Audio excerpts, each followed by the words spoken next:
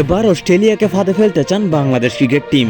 আগামী 21শে জুন যেহেতু সুপার এইটের অস্ট্রেলিয়ার মুখোমুখি হবে বাংলাদেশ, তাই অস্ট্রেলিয়াকে কেন্দ্র করে বিভিন্ন ধরনের ফাঁদ পাচ্ছে বাংলাদেশ।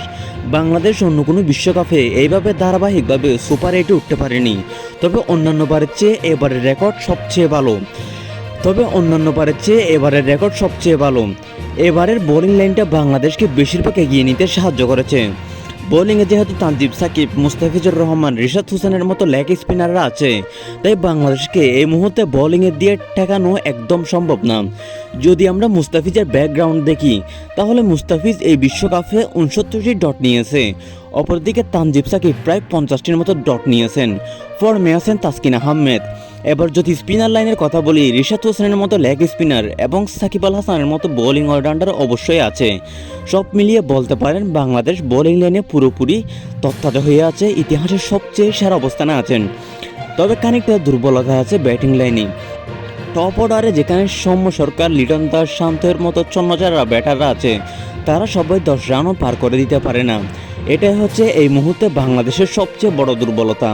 তবে মোটামুটি ঠিক আছেন এক মিডল অর্ডার, যেখানে উদীয়মান প্লেয়ার তৌহিদ হৃদয় নতুন একটা ছাড়া আরও আছেন বিশ্বস্ত মাহমুদুল্লাহ রিয়াদ, যাকে এই মুহূর্তে সবচেয়ে বাংলাদেশের বিশ্বস্ত একজন প্লেয়ার বলা হয়ে থাকে।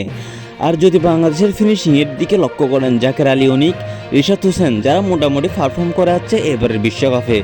মোটামুটি ব্যাটিং ফর্মে আছেন তানজিদ সাকিব ও তাসকিন আহমেদ।